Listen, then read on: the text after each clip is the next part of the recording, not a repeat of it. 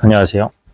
오늘은 삶이 흔들릴 때 뇌과학을 읽습니다. 라는 책을 읽고, 리뷰 영상을 키고자, 이렇게 만나 뵙게 됐고요.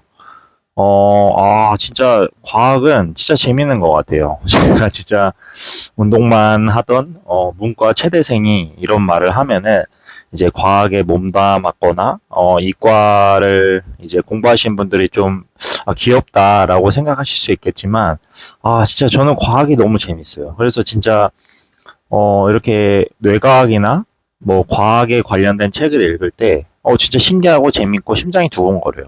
그래서 오늘은 부족하지만 이제 제가 좀, 진짜 재밌다, 신기하다라고 느낀 부분들에 대해서 좀 얘기해 볼 건데, 이 책은 그냥 어떤 한 스토리나 뭐 작가의 이야기를 풀어나가는 책이라기보다는 이제 이 사람이 뇌과학자인데, 뇌과학으로 바라보는 이제 인간에 대해서 한 52가지 정도의 사례가 나와요. 근데 그 중에 제가 오늘 쓸 사례는, 우리는 심장을 보호하기 위해 오른손잡이로 태어난 것일까? 이런 엄청 재밌는 주제로 한번 이야기를 해볼까 해요. 실제로 책에 나오는 이야기에 제 사견을 좀 붙여서 이야기할 건데, 우리는 보통 인간이 유전자가 조금씩 다 차이가 있잖아요. 그래서 뭐 유전적으로 키가 크냐, 뭐 안 크냐 이런 말을 하다시피, 근데 보통 세계 어디를 가도 오른손잡이 사회가 많아요. 그러니까 오른손잡이가 살기 좋게 그냥 세상을 만들어 놨다고 생각하시잖아요, 보통. 근데 우리가 한번 생각해 볼게. 우리가 지금처럼 문명이 발달하기 이전, 그러니까 저희가 도끼나 뭐 이런 도구를 쓰는 그런 시대로 돌아가 봐도 그 도끼도 사실 오른손잡이용으로 만들어졌었거든요. 근데 이런 걸 보면은, 인간은 옛날부터 그냥 오른손잡이였구나라는 이런 역사를 알 수가 있어요. 근데 신기하게 인간의 몸, 저도 이제 직업이 트레이너였다 보니까 체형이나 뭐 근육, 뭐 신경, 뭐 연결, 근육의 연결 이런 거 정말 공부를 많이 했었는데, 그래서 이게 재밌는 걸지도 모르겠어요. 근데 신기한 게 인간은 기본적으로 좌우대칭이거든요. 근데 왜 오른손잡이인 걸까라는 이제 생각을 하게 된다고 해요. 뇌과학을 공부하다 보면. 그 이유 중에 하나는 보통 우리가 흔히 생각할 수 있는 건 사회성이라고 뭐 이야기를 할 수 있는데, 뭐 전 세계 어느 사회에서든 이제 오른손잡이가 왼손잡이보다 이제 편리하게 되어 있으니까 관습적으로 오른손잡이가 되는 게 아닐까. 실제로 이제 주변에 왼손잡이이신 분들을 보면은 살다 보면 양손잡이로 바뀐다고 해요. 그래서 이런 가장 쉽게 1차원적으로 바라볼 수 있는 것이 이런 사회성. 하지만 이제 그런 이유뿐만이라면은 분명히 어느 세계 곳곳의 어느 나라에서는 왼손잡이가 메인인 문명이나 그런 사회 집단이 존재해야 하거든요. 근데 아무리 뒤져봐도 그런 문명이나 사회 집단은 없다고 해요. 근데 이게 왜 그런가 하고 이제 계속 이 사람이 공부하고, 이제 이 사람 진짜 과학자라고 생각되는 게, 사실 이거는 뭐 이런 논문이 있거나 어떤 이게 팩트거나 기정사실은 아닌데, 이제 진정한 한 분야에 이제 제가 생각하는 장인들은 자꾸 본인이 공부한 것으로 주변을 탐구하거든요. 그래서 이 사람이 어느 날 이제 아기들을 관찰했다고 해요. 그래서 아기들을 보면은 사실 왼손잡이들이 정말 많아요. 근데 그 이유를 보면은 엄마가 아기를 이제 품고 있는 모습을 보면 알 수 있다고 해요. 이제 엄마가 아기를 품을 때 보통 이제 왼쪽 이제 저쪽으로 이제 젖을 물릴 수 있게끔 이렇게 아기를 품고 있거든요. 그럼 아기의 머리는 자연스럽게 이제 엄마의 왼쪽 가슴에 있으면서, 오른손이 이제 엄마 겨드랑이에 껴있거나 가슴에 눌려 있어서 오른손이 이렇게 제약이 있잖아요. 그래서 자연스럽게 아기들은 왼손을 많이 써서 왼손잡이가 된다고 해요. 하지만 결국 자라면 어떻게 되죠? 오른손잡이로 그냥 바뀌어요. 근데 이런 것들이 전 정말 신기하다고 생각이 되는데, 보통 우리가, 제가 아까 말씀드렸다시피 인간은 이제 좌우대칭을 이루고 있는 건 사실 우리가 겉으로 봤을 때 몸의 표면뿐이거든요. 왜냐면은 내부 같은 경우는 사실 저희 심장은 어디 있죠? 심장은 왼쪽에 있잖아요. 근데 우리가 뭐 예를 들어서 길을 걸어갈 때도 벽면을 왼쪽에 두고 걸어가는 경향이 좀 강해요. 저도 본능적으로 왼쪽으로 걸어가고 싶은 느낌을 많이 받거든요. 근데 그게 아무래도 이제 과거로 돌이켜보면 진화적으로 좀 심장을 위험으로부터 보호하고자 하는 이런 그런 본능 같은 거라 무의식적에서 오는 그런 방어 기제가 아닐까라는 생각을 해봤다고 해요. 근데 사실 저희가 우측 통행 하라고 하지만 우측으로 걷는 거는 좀 생리적으로, 그러니까 내 몸은 왼쪽으로 걸어라고 자꾸 본능적으로 시키는데 저희가 인위적인 사회적인 분위기 때문에 오른쪽으로 가는 이런 비합리적인 행위가 아닐까라는 생각도 이 저자가 했다고 해요. 그래서 저는 이 이야기를 듣고 정말 흥미로웠고, 또 하나 되게 재밌었던 게, 저희가 뭐 나무를 타던 이제 유인원 시대를 생각해 봐도 보통 이제 나무를 타는 이유가 열매를 따먹기 위해서잖아요. 그래서 열매를 따먹을 때 왼손으로 잡고 이렇게 쭉 가서 오른쪽에, 그러니까 오른손으로 열매를 따먹다가 만약에 저희가 원숭이도 나무에서 떨어질 때가 있다시피 저희 인간이 유인원이었던 시절에도 나무에서 떨어질 가능성이 있을 거 아니에요. 근데 왼손으로 잡고 오른손으로 열매를 따다가 떨어지면 심장이 위쪽에 위치한다고 해요. 근데 오른손으로 나뭇가지를 잡고 왼쪽으로 이제 열매를 따려고 하면은 심장이 아래쪽으로 위치해서 죽을 가능성이 높아진다고 해요. 근데 이것 또한 저희가 오른손잡이가 된 그런 이유가 아닐까라는 생각이 들고, 뭐 언어적인 발달도 그래요. 저희가 걸어 다닐 때도 오른팔이 나가면 왼발이 나가고, 뭐 그러니까 왼손이 나가면 뭐 오른발이 나가고, 이렇게 저희가 이제 아무래도 근육 쪽을 공부하다 보면 사람들의 몸의 근육은 이렇게 X자로 서로 막으로 연결돼 있거든요. 근데 여기서도 이제 비슷한 생각이 드는 게, 왜냐면 저희가 장기나 뭐 이런 것도 사실 뇌도 어떻게 보면은 근육이거든요. 근육의 일부분인데, 이 사람이 하는 말은 보통 저희가 언어가 발달되지 않았을 때 인간들은 손짓이나 발짓으로 이렇게 의사소통을 했을 거라고 해요.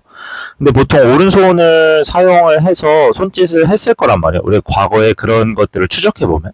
그러면은 저희가 지금 쓰는 언어의 원형은 오른손으로 만들어졌을 가능성이 커요. 근데 보통 저희가 보면은 오른손을 움직이는 것은 좌뇌가 담당을 하거든요. 근데 좌뇌 언어 영역이 있는 것도 그 때문이 아닐까라고 이 저자가 이야기를 해요.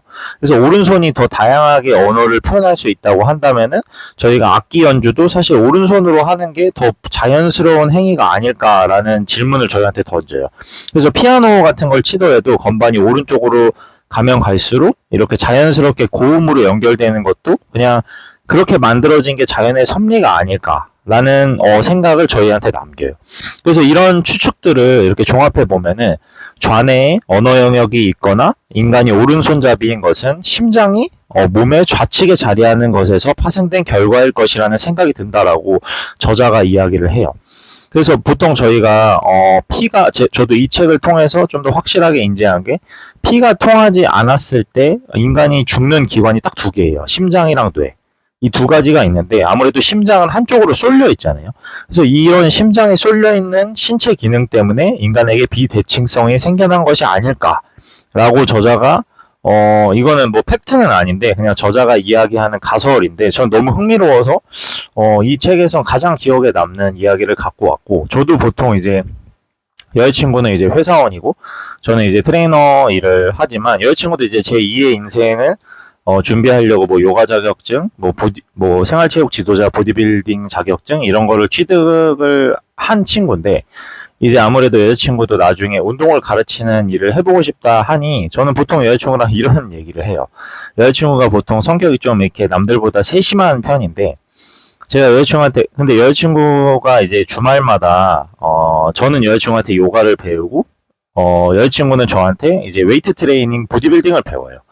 그러면 이제 여자친구 보디빌딩을 가르치다 보면 여자친구가 척추각이 지금은 이제 많이 좋아진 상태지만 척추가 보통 저희가 S자 커브를 띄거든요.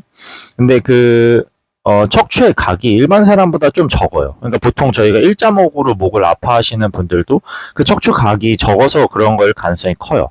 그런 분들 잠깐 여담하자면은 보통 흉추의 가동성도 제한되고 날개뼈의 움직임도 제한되기 때문에 팔꿈치나 손목에, 그러니까 한 자세로 오래 앉아 있었을 때 팔꿈치나 손목에 부하가 많이 올 가능성이 커요. 그래서 척추각이 적으신 분들은 날개뼈 움직임이 제한되고, 그렇기 때문에 골프나 이런 고정된 동작을 했을 때 엘보에 그런 무리가 더 많이 올 가능성이 크고, 회사에서 앉아서 오래 컴퓨터를 사용해도 손목에 대한 증후군이 올 가능성이 커요.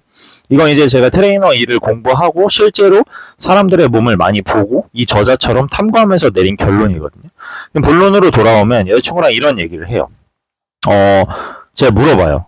근데 뭐 여보는 약간 성격이 예민해서 척추각이 적어진 것일까? 아니면은 척추각이 적기 때문에 좀 성격이 남들보다 더 예민하다는 표현이 뭐 안 좋다기보단 좀 세심하고 남들보다 그런 게 좀 민감하다는 뜻으로 쓰는 거예요. 근데 왜냐면은 예민하다 그러면 여자친구한테 혼날 수도 있으니까. 장난이고, 그래서 그런 저희가 대화를 하거든요. 근데 저는 평상시에 사람들 몸을 보면서 그런 궁금증을 정말 많이 갖는 편이에요.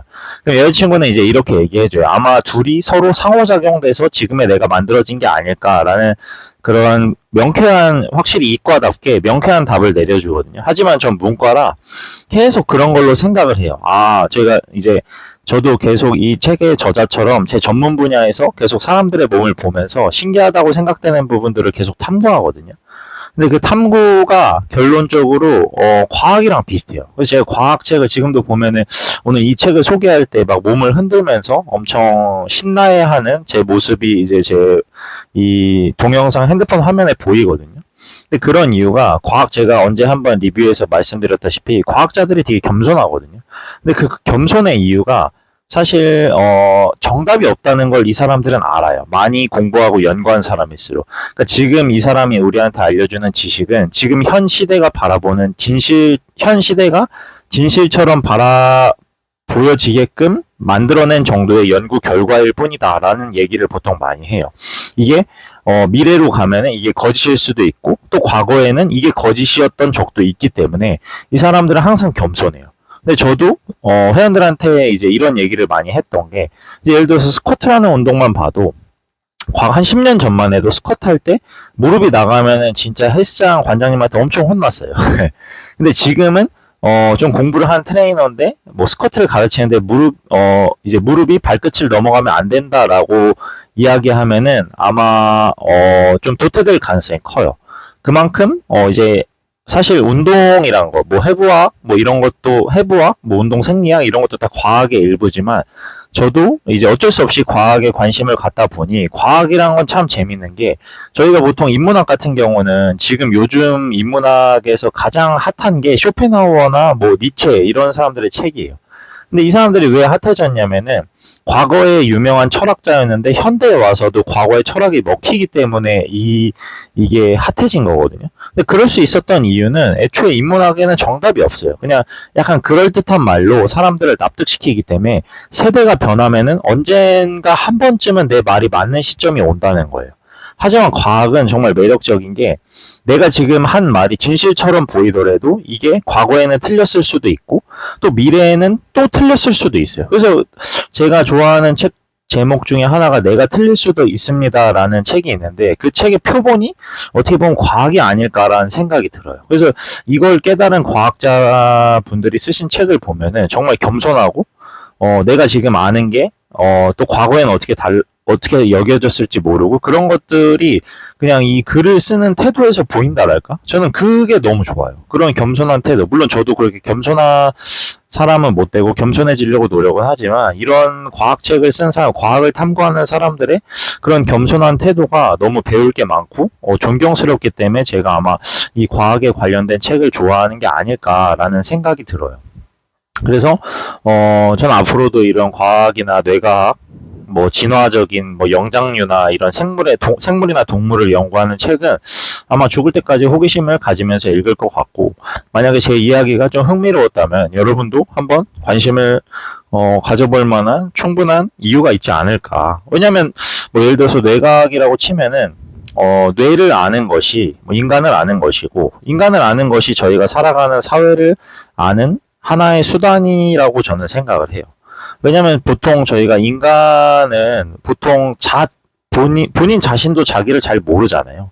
근데 저희가 진짜 수백 명, 수천 명, 뭐 많게는 수만 명의 사람들과 교류하면서 살아가야 되는 그런 숙명을 타고난 사람인데, 내가 인간을 모르고 그 이해할 수 없는 사람들의 행동을 어떻게 견디면서 살아갈 수 있을까? 그래서 이제 쇼펜하우어가 이야기한 게 삶은 고통이다라는 이야기를 한 게 아닐까. 근데 만약에 쇼펜하우어가 지금 시대에 태어났다면은 저처럼 그런 철학쟁이지만, 인문학쟁이지만, 이런 뇌과학이나 과학에 관련된 관심을 많이 가졌을 거라는 좀 주제넘는 생각을 하면서 영상을 마치도록 하겠습니다. 감사합니다.